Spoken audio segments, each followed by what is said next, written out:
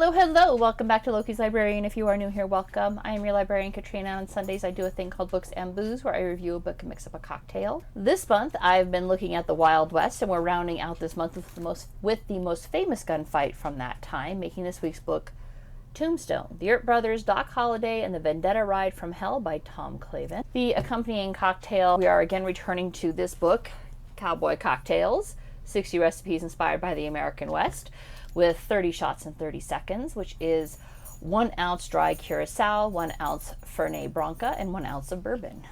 So let's do this. I'm supposed to try and layer them. My layering skills are dicey.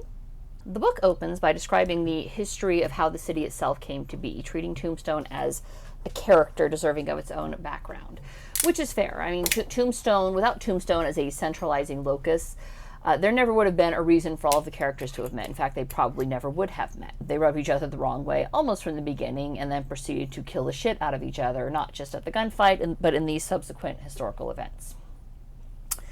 So, let's see here. Curacao is the only one I don't have to layer because it's the first shot in, so there's no reason to layer it. It's supposed to be in a chilled Nick and Nora glass. I don't technically have a Nick and Nora glass. I do have a small wine glass, so that's what I'm using. Kind of looks like a Nick and Nora. Maybe it is. I don't know. I think I got it at Goodwill. Tombstone came about when Edward Lawrence Schieffelin discovered silver in the southeast corner of the Arizona Territory by following float ore to its source. Basically, he saw it kind of floating and tumbling down a river, followed it upstream, and then bam, found a massive silver deposit. Like, absolutely tremendous. It did make his fortune.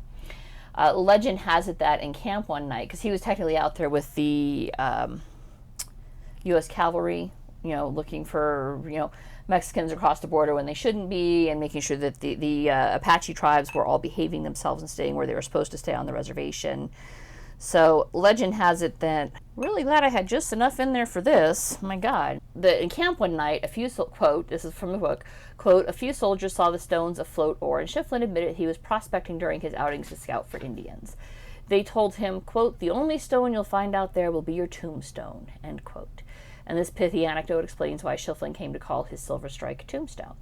And as with any ore strike in the old days, once news got out of it, prospectors came out in droves, and the town rapidly grew from there, and it became the West's newest boom town. See, the problem with slowly pouring is that it goes all over the place, and not just... I did kind of separate, though. You can kind of see the Curacao at the bottom. I'm scared to show you, but you can kind of see it. But yeah, it went all over. This is not a good thing. I'm just making a mess here. That's how Tombstone came about. Now, the second character introduced, characters. He kind of broke this down into, 5 sections. Yeah, the first section was Tombstone itself. Then you have the good guys, if you will, then the bad guys, then the actual fight, and then what happened after. So the second characters introduced were the Earp Brothers and their loyal backup, John Henry Doc Holliday. Now, the Earp clan was quite extensive back in the day. The Earp patriarch was Nicholas Porter Earp, who was married 3 times. The first marriage to Abigail Storm resulted in 2 children before she died. We had Newton Jasper Earp and Mariah Ann Earp, neither of whom, as far as I know, ever visited Tombstone. When Abigail died in 1839, Nicholas Earp remarried to Virginia Cooksey, and these two would have basically the rest of the Earp clan. His third marriage did not have any children. So the rest of the Earp clan was James, Virgil, Elizabeth, Wyatt, Morgan, Warren, Virginia, and Adelia. Of these, James, Virgil, Wyatt, Morgan, and Warren would all make an appearance in Tombstone and have kind of a part in the proceedings. Now, James alone remained semi-detached. He was essentially the legitimate brother, if you will. He got involved with business, but that was it. He didn't pick up the guns and go outlawing like the rest of the Earps did. And they did. Warren gets absolutely no love in the 1993 movie, but he showed up when Morgan died and was part of the Vendetta Ride. This is so not happening. This is such a mess. I'm going to give it a minute just to see if the layers separate out anymore. I don't think they're going to, because I absolutely suck at layering cocktails. But we'll see. We'll see what happens.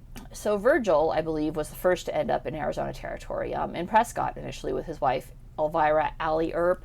And by wife, I mean common law. They were not married in church, which was not uncommon back then, believe it or not. I know that family-friendly shows, and even to a certain degree, the movies about them, because the good guys married good women, right? So the movie doesn't show that basically all of the Earps were married to former prostitutes. That was very much the way in the West. There were not a lot of women who were willing to give up the comforts of home back east to come out to the West and live amongst the dirt and the rattlesnakes and the Indians and risk certain death from heat stroke, having to wear a corset and all of that, unless they literally had no other choice and were basically making their way in the world as prostitutes. And they got paid well as prostitutes. I'm not down crying this. I know that there's a lot of judgment over sex workers these days, and this book is not about that, so I don't want to go too far into it. But yes, some of the heroes of the West, in fact, I would hazard to say most of the heroes of the West, were married to former working girls. Common practice. Of Wyatt's 4 spouses, only one of them was a church wedding. That was his first to Urilla Sutherland. She was the daughter of a hotelier in Missouri when he was living there. They got married, and she died less than a year later of typhoid fever, taking with her his only child. Baby also died with her. The rest of them were very much working girls, including Josephine Sarah Sadie Marcus, is the love interest in the movie, if you will. Now, I get the sense that Clavin, much like the rest of the world, very much enjoyed Dana Delaney's portrayal of Marcus in the 1993 movie.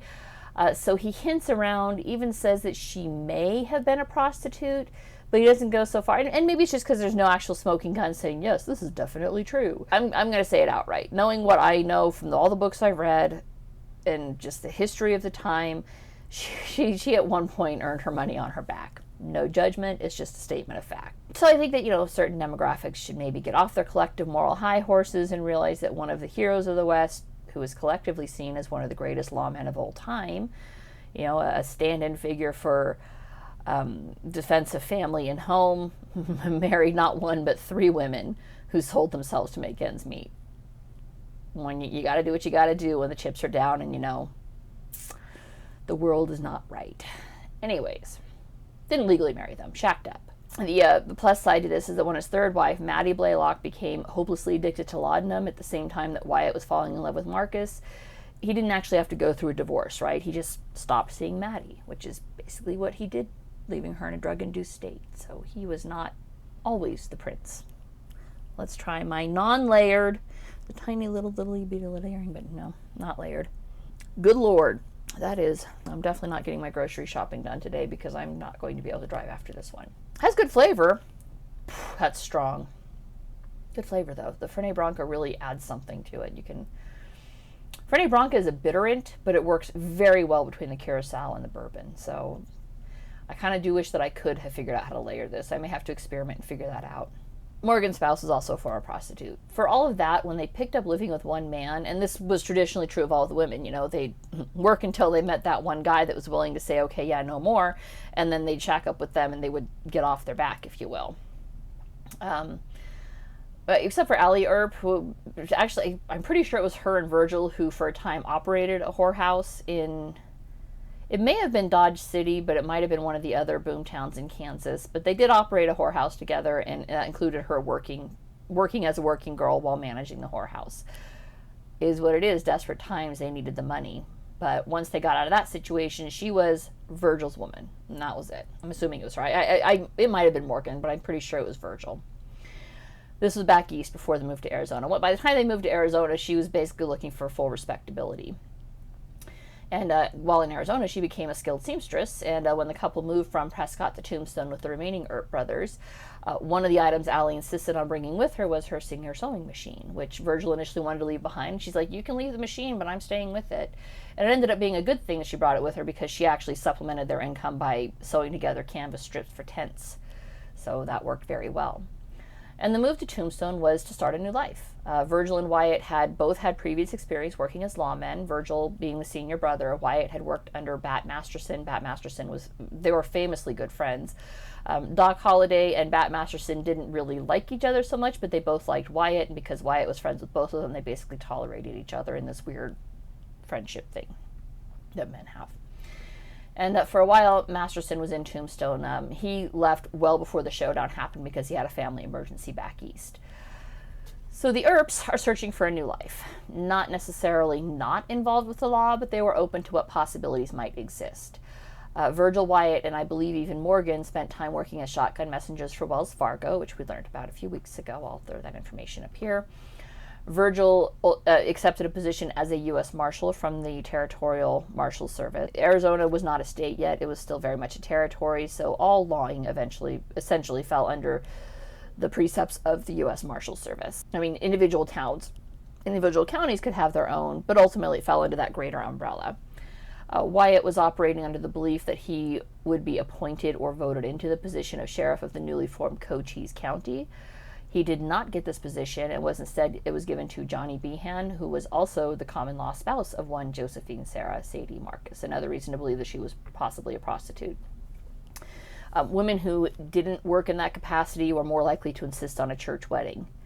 Women who did were happy to escape the rat race, if you will. So there was a professional and romantic rivalry between Wyatt and Johnny Behan.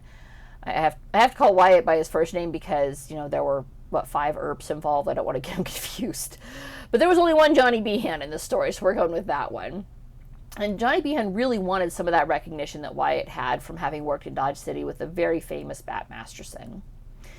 Now, the romantic rivalry, Clavin makes it out like it's really a big thing in here, and I don't doubt there was tension there. I don't know if it was as big as he makes it out to be. I feel like there may be some of that romanticism of the Wild West involved in that. And the reason I say that is because Josephine was a smart cookie. I have no doubt that she was absolutely attracted to Wyatt. There was definitely chemistry there because later on they would spend, 47 years together. But what really broke that camel's back was she came home from a trip to visit her parents and found Behan in bed with another local prostitute. And basically that was it. Especially because the house had been built entirely from contributions from her parents. So it was her house. She kicked Behan out and that was it.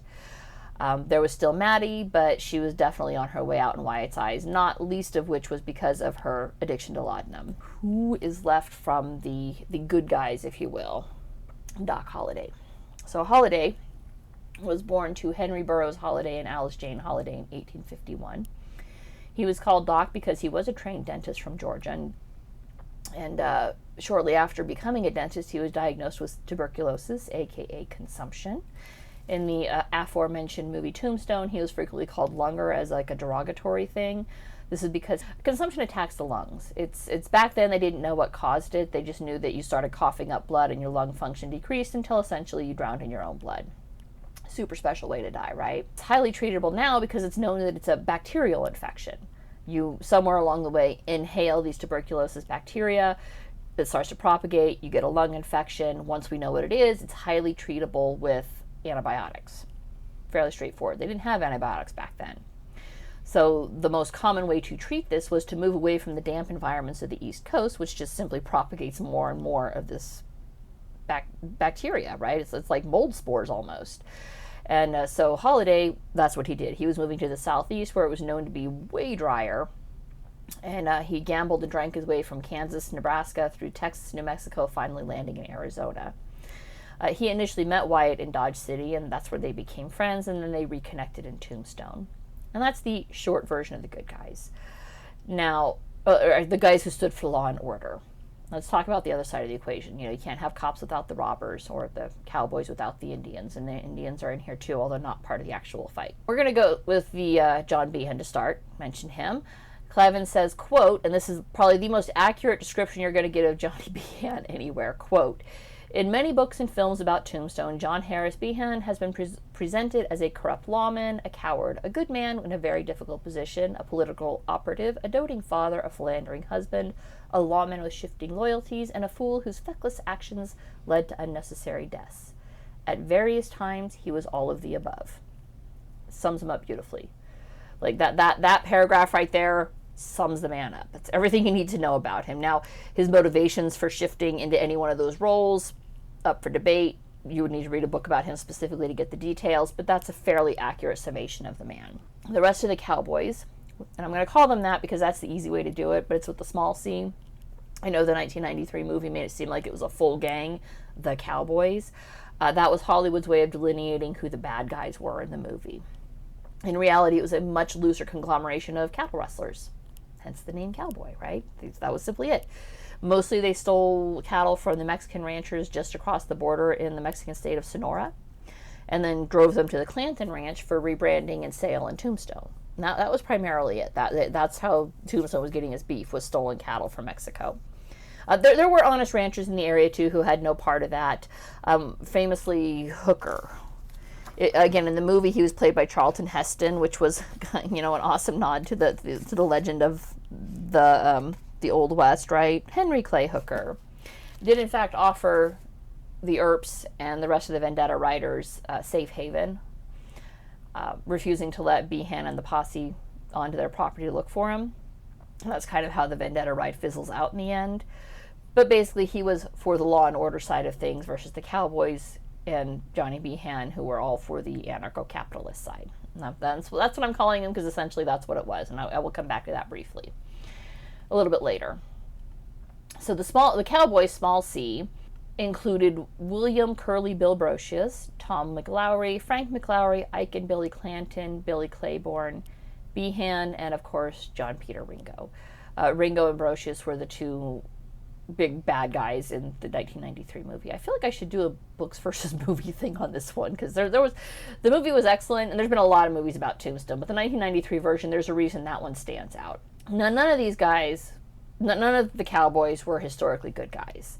They all spent time in and out of jail. Several of them had escaped from jails in New Mexico and Texas and were hanging out in Arizona, allegedly robbing stagecoaches. And I have to go with allegedly here because nothing was ever proven, no charges ever stuck. It's not like any of these guys have active estates that are going to sue me, but I'm trying to keep things above board. Nothing was ever proven. Allegedly, they were robbing stagecoaches. Multiple arrests were made of all of the above men by the Earps, largely. I mean, other law enforcement agencies also, but Virgil, Morgan, Wyatt, they all worked as shotgun messengers, which means they were authorized to make arrests if they could catch him in the spot. Virgil he was a U.S. Marshal. He would deputize Wyatt and Morgan to go out and help with the rest if the investigative trail led them down that way. James Hume from the Shotguns and Stagecoaches book makes an appearance. He was frequently in Arizona to help with this stuff because Wells Fargo took this very seriously. Unfortunately, the territorial judge, Wells Spicer, was an honest man. Why is that unfortunate? You wouldn't think that honesty in a judge was an unfortunate thing, right? Well, he was too honest to jail anyone without absolute proof. And since none of the arrests occurred during the actual thefts or hold-ups, but rather after the fact as a result of subsequent investigations, when witnesses, usually other cowboys, testified that the accused had been with them somewhere else at the time of the robbery, Spicer really had no choice but to release them. And then those cowboys would muddy the waters and started saying that it was the Earps doing the robberies and framing them. So there was a lot of contention going on. There was a lot of animosity.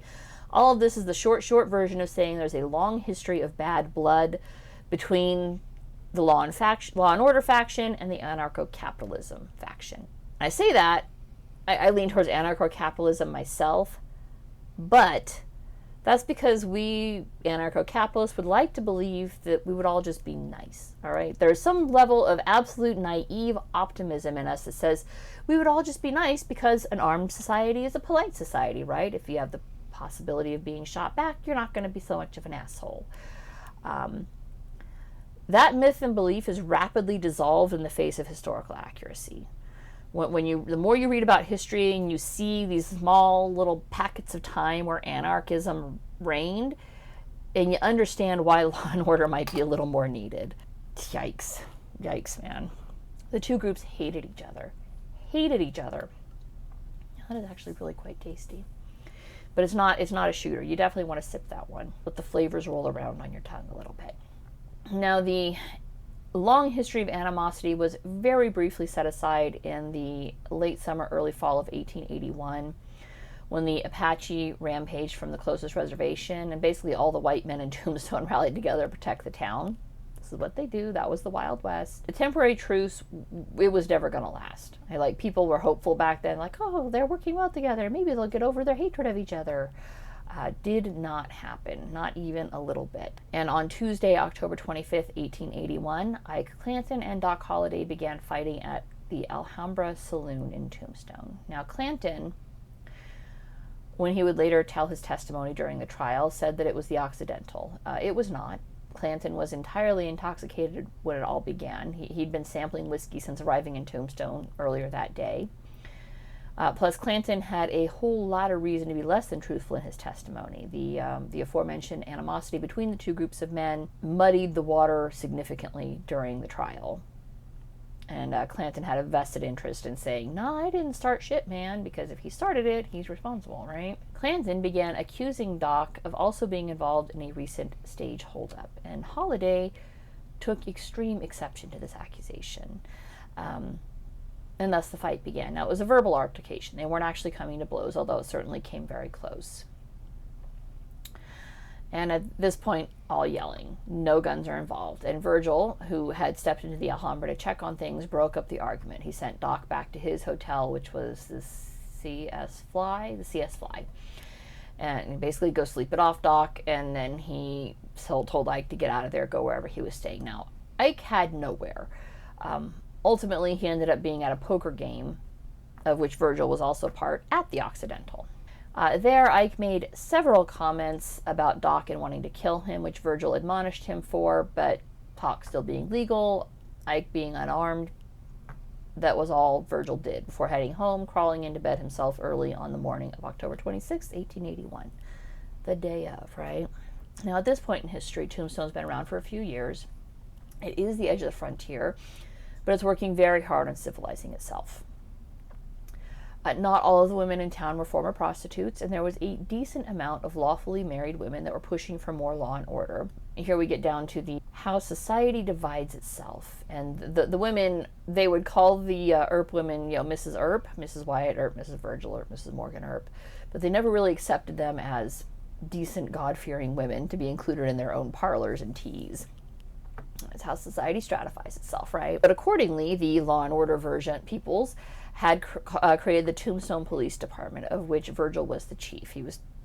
Along with that, they enacted more laws, which included a law against carrying firearms in city limits. Ike, having no place to go since he did not reserve a room and was so drunk no one would have rented to him anyways, bunked down at the OK Corral where his horse and firearms were being kept, and was seen shortly after that wandering around Tombstone with his pistol and rifle in hand, which prompted witnesses to track down Virgil and Wyatt. Virgil because he was the chief of police, and Wyatt because he was well known to be Doc's friend, basically Doc's only friend. So presumably Virgil would corral Ike and Wyatt would ensure Doc stayed out of it. Both brothers ignored the summons, went back to sleep, basically just believing that when Ike showed up, the problem would blow over, which was naively and hopelessly optimistic of them. Boy, did it not blow over. Ike managed to stumble his way to the CS Fly boarding house where Doc was known to live and where Big Nose Kate, also a former prostitute and Holliday's longtime companion, dashed upstairs to alert him that Ike Clanton's downstairs and he would like a word with you, but he's heavily armed. The thing with the city ordinance, there we go, that's what I was going to insert. When you rode into the corral and stabled your horses, you could leave your guns with the corral owner. That was perfectly fine. This wasn't something like you had to go to the local police station and check them in. You just couldn't carry them around town. They had to be stashed somewhere. You did not have immediate access to them. Clanton was well within the law at that point in time, until he, went back to the corral, got his guns, and started stumbling around town. Now, Holliday, for the record, was an absolutely terrible shot. Believe me, no disrespect to Val Kilmer. He was phenomenal in the movie, but Holliday was a shit shot in the real world. That's why when the actual fight commenced, he had a shotgun, because it's really hard to miss at 10 feet when you have a double barrel shotgun. Yes, you can range that. You can aim a shotgun. Perfectly possible. Skeet shooting is done with shotguns. That's all aimed. You can aim a shotgun. I'm not saying you can't. I'm just saying it's a lot harder to miss at 10 feet when you're shooting from the hip with a shotgun versus when you're shooting from the hip with a pistol. And at close range, aiming really isn't necessary.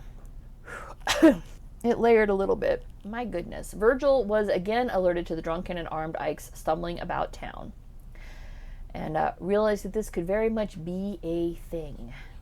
So he dressed and headed out, where he met up with Wyatt, who had already reached the conclusion on his own, and Morgan, as well as James Earp, who had been alerted that trouble was a-brewing.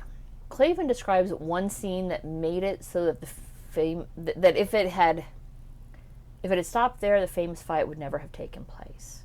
Okay. Quote, "In a farcical interlude, Ike spotted Wyatt, and while his eyes were fixed on him, the other brothers spotted Clanton, whose attention was so riveted on Wyatt that Virgil and Morgan simply walked up behind him. When Ike turned, Virgil snatched the Winchester from him. Ike started to reach for the pistol stuck in his pants, and that led to a painful consequence." as at this point, Virgil cold-cocked him and arrested Clanton for carrying inside city limits. Perfectly legal. He immediately took him before the local judge, one Albert Wallace, where Clanton was found guilty and fined $25, told his guns would be waiting for him at the Grand Hotel when he was leaving town. And Virgil dutifully carried the firearms to the Grand Hotel. Other things happened in the courthouse during this time, and as Wyatt was leaving the courthouse, he ran into Tom McLaury and said something to him. We don't know what. That has been lost to history. Tom McLaury was certainly in no position to say what it was because, he's shortly dead. McLaury's response was heard loud and clear. He said, quote, "If you want to fight, I will fight you anywhere," end quote. And Wyatt asked if he was armed, did not believe McLaury when McLaury said no, so he knocked McLaury down and, buffaloed him, which from the Dodge City book I read a couple years ago, we learned that buffaloing is basically just pistol whipped him. Yeah. Wyatt had been deputized, so he was allowed to have his guns on him. Like I said, when everybody's armed, sometimes you just gotta pistol whip a motherfucker to get him to behave. Now, as he walked away, Wyatt was heard to mutter, quote, "I could kill that son of a bitch," end quote. This statement was also repeated in witness testimony during the subsequent trial. Now, as Wyatt was calming down at Halford's Saloon with a cigar, didn't drink. He might have had a whiskey. Whiskey might have been good for him. It might have calmed him down even more. But he chose to calm down with a cigar, to each his own vice, right? Frank McLaury and Billy Clanton arrived in Tombstone and were filled in with what had been happening, and tensions ratcheted up accordingly. The Cowboys, for ease of reference, were joined by Billy Claiborne and initially looked like they were going to leave. All right, they were more or less sticking to the corral. Ike did go and get looked at by Dr. Charles Gillingham and had asked the stableman to hitch his horse to the wagon. And then they walked over to Spangenberg's, where they purchased ammunition, which on any other day would have been like, okay, they're cowboys. They are in dangerous situations out in the desert. They might meet other rustlers. They might meet rattlesnakes. They might meet wild Indians. They're going to need ammunition out on the range, right? But given the previous events of the last 24 hours, the rumor mill flew, and news quickly reached Virgil and the Cowboys that the Cowboys were planning to go after him and his brothers. Now, at some point in the afternoon, Behan makes an appearance and was advised that he should disarm the Cowboys, which he actually is like, well, isn't that your job, Virgil? You're the chief of police. I'm merely a county sheriff. We're technically in your jurisdiction. At this point, Virgil was pissed, so he just declined. He's like, he's had enough of the Cowboys and their bullshit. He just wants it to end, and the quickest way to do that might just be to, put a bullet in the motherfucker. Hey, baby, if you want to try this, come try this, because I'm going to finish it up, and I really don't want to make another one, because it's very strong. This is 30 shots in 30 seconds. It's good, but it's strong. 30 shots in 30 seconds? It's not actually 30 shots. Okay. It's a reference to the... Yeah. Remember we were watching Tombstone? Oh, you finished it for me. I was going to finish it. It's fine. Whatever. Okay. Sorry. Well, usually you let me fucking have That's true. That's true. That's what I did. That's fair. Go ahead and go. I'll finish my review. It's fine. Finish it sober! Now, Behan had none of his own backup at this point. He had sent his own deputies to chase down outlaws. I think other stagecoach robbers. So all of his deputies are out. He's actually the lone voice of reason, if you will, at this point in time. He did manage to get Virgil to go to Halford's Saloon and start cooling off, while the Cowboys started making their way to various shops on their way back to the corral. So again, this could have just been above board. They could have just been heading on their way out of town. We don't actually know their motivation. They made stops at dry goods stores, pick up flour or whatever. Virgil, as the reigning lawman in town, chief of police, rightly decided that if the Cowboys stayed in the corral, he'd leave them be. Because if they're in the corral, there's every expectation that they're about to mount up and leave town, in which case they are not expected to leave their guns behind, right? Guns had been checked in at the corral. Other than Ike's drunken wandering about, nobody had been carrying in town, so that was all above board and legal. So it became a waiting game, with Virgil and Wyatt on one side, the Clantons and McLaurys on the other. So right now, at this point, we're at 2 against 4, right? You have Wyatt and Virgil, 2 Clantons, 2 McLaurys. Morgan was watching, and he went out and found Doc. So now we're at 4 to 4, right? And Behan, to be fair, did try to help at this time. All right, this is one of his few honorable acts in history. He said he'd go down and try and disarm the Cowboys, which was not technically his job. Again, him being county sheriff, this being within town limits, it's Virgil's job. Virgil said, if they leave, great, but if they surrender their firearms, great. Anything else will result in my intervention. And Virgil was then approached by John Franck, fun name. John Franck had worked as a police captain in Los Angeles, so he was very much part of the law and order crowd. And he offered to round up members of the Vigilance Committee to assist with any arrests that were needed, because he didn't believe that the Cowboys were going to leave town. And Virgil repeated, if they stay in the corral or if they leave, there are no problems. And Franck said, well, they just left the corral and they're currently on Fremont Street, which is just outside the corral, and they're armed. Behan was, in fact, attempting to disarm the Cowboys and promised them that after taking their firearms, he would take the Earps to keep things fair, level, punch it out if you got to, but no killing each other, if you will. But then while he's talking to them, he glances up Fremont Street, and it's to see the Earps and Doc walking towards him. He did try to intercept them, but he was literally brushed aside by Virgil and Wyatt, who had lost all respect for Behan at this point. Virgil and Wyatt both reported during their testimony at trial that they had heard Behan say he disarmed the Cowboys. Behan denies that he said that. Very much a he said. History's never going to know what actually happened. Regardless, when they got to the corral, it was abundantly clear that the Cowboys were still armed, and there were more of them. The Clantons and McClurys had been joined by Billy Claiborne and Wes Fuller. Virgil said, quote, "Throw up your hands, boys. I intend to disarm you." McClory said, quote, "We will," and then reached for his guns. There is not a lawman anywhere on this planet who, when somebody they're attempting to arrest reaches for their firearm, isn't going to shoot. Been that way ever since the invention of firearms, and I'm pretty sure before that it became a matter of I'm just going to stab you with my sword because you're an idiot, right? And the law tells you to obey, and I get it, anarcho-capitalist, all right? Obeying is not necessarily, I'm polite, but obeying may not necessarily be my first, pick either, but basically they got the drop on you. Don't be a dumbass. The Cowboys were dumbasses. There was a reported moment of silence, like so calm, so quiet, you could actually hear Doc pull back the double hammers of his shotgun. And then all hell broke loose. And you had the famed 30 shots in 30 seconds. Frank McClory was immediately gut shot by Wyatt. Billy Claiborne took off, kept running. I'm not sure if we ever hear from him again in this story. Ike Clanton ran towards Wyatt, and Wyatt saw that he was unarmed, which, my God, that speaks to the man's... I doubt his blood pressure spiked at all during this. Because your adrenaline's going, being able to spot that the man running towards you is unarmed and not shoot him, my God, that's absolutely no wonder the man's a legend. I would be hard pressed to think of operators today who would be able to be like, oh, he's not armed, I'm not going to shoot his dumbass. But he didn't. Saw he wasn't armed, did not shoot him, but did tell him the fights commenced, go to fighting or go away. And Ike ran and just kept running. He was picked up a few blocks later by townspeople. Frank McClory, despite his wound, kept shooting, and Billy Clanton did too. Virgil was shot in the leg. Morgan was hit in the shoulder. Doc received a bullet graze across his hip. Wyatt alone was completely unscathed when the shooting stopped. Billy Clanton was hit twice, once in the chest, once in the wrist. Frank was hit again in the chest and finally in the head. He died there on the spot. And that was it. Tom joined him soon after in death. He took 2 barrels of shotgun pellets in the chest. Billy remained conscious for a little bit, but eventually died later that afternoon. He had 3 dead from that 30-second shootout. Behan showed up and tried to arrest Wyatt right then. Wyatt just declined. He's like, no, you're not arresting me, and just walked away to make sure his brothers got medical attention. Literally just said doe, and Behan left. Then Ike was actually arrested later that evening, which he was glad for because he was convinced that the Earps were out to get him.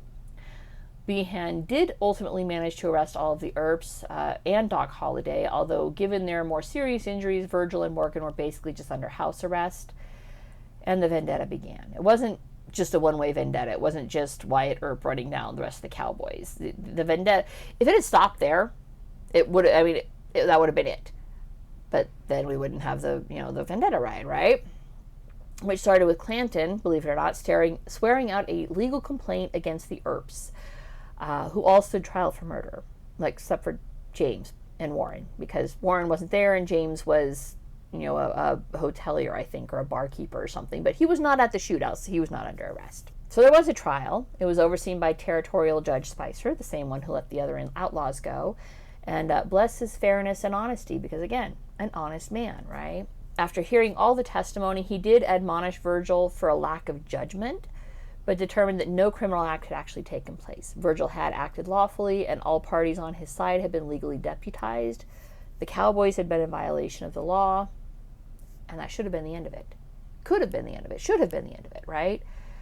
Except Curly Bill Brocious and Johnny Ringo, who were close friends with the Clantons and McClorys, took exception to the Earps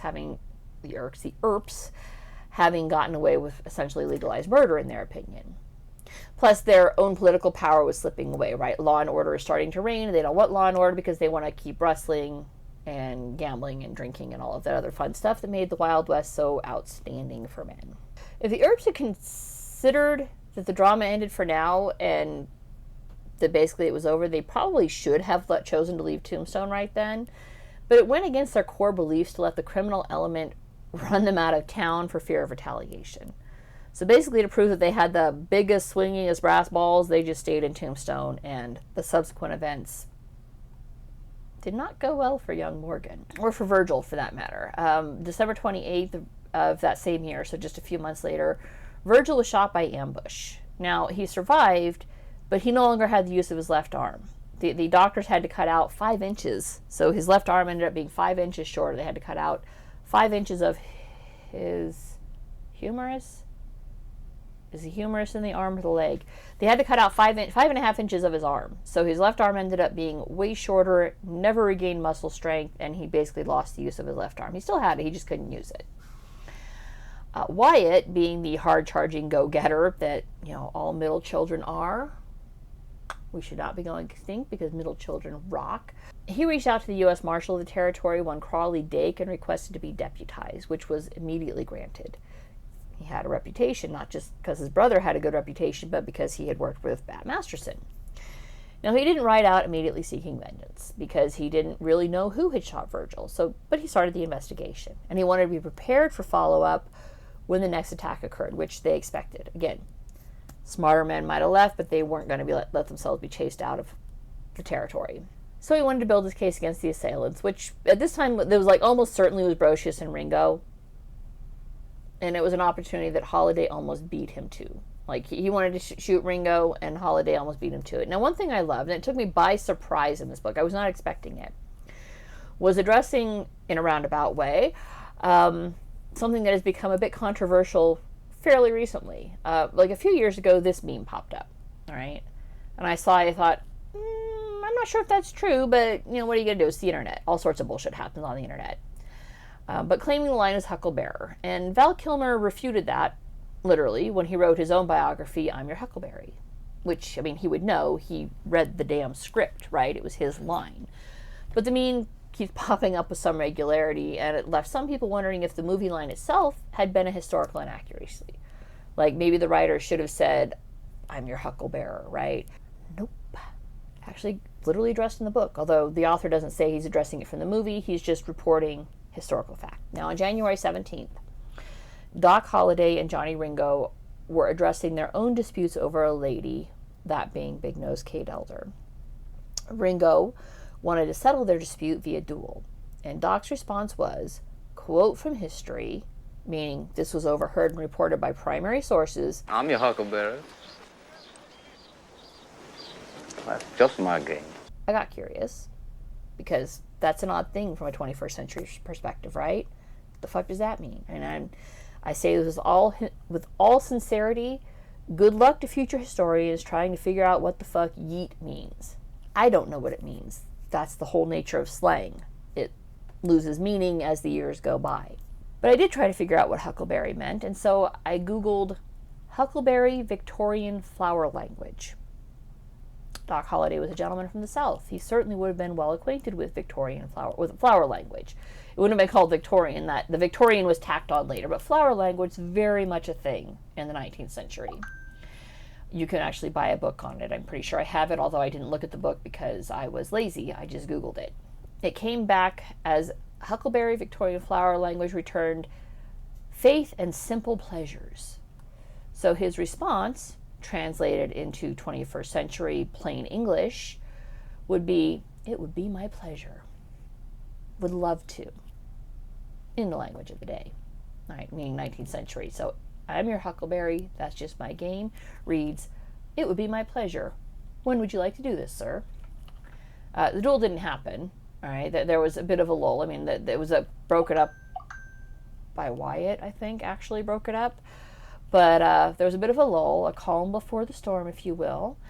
And on March 18th, 1882, Morgan was attending a local play before going to a local billiards hall, where he was shot in the back right in front of Wyatt, who and then died in his brother's arms.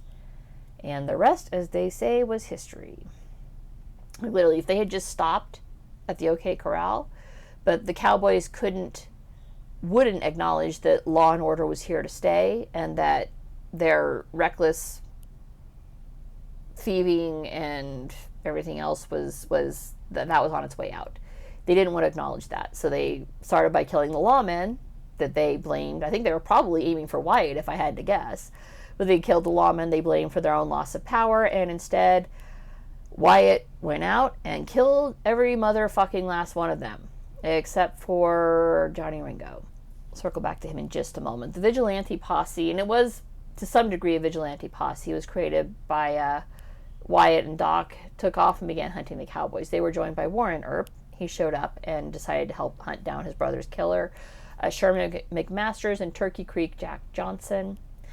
Behan actually did try to arrest them, but with absolutely no luck. You had to catch them to arrest them, and there was no catching them. The closest he got was at the Hooker Ranch, but Mr. Hooker was like, nope, you can't come on here. I'm for law and order, and you guys are clearly not, because the Cowboys have been running awry, which means the Cowboys had essentially stopped rustling over the country line and were starting to steal from Hooker, and Hooker was having none of it. Johnny Ringo, did not kill him.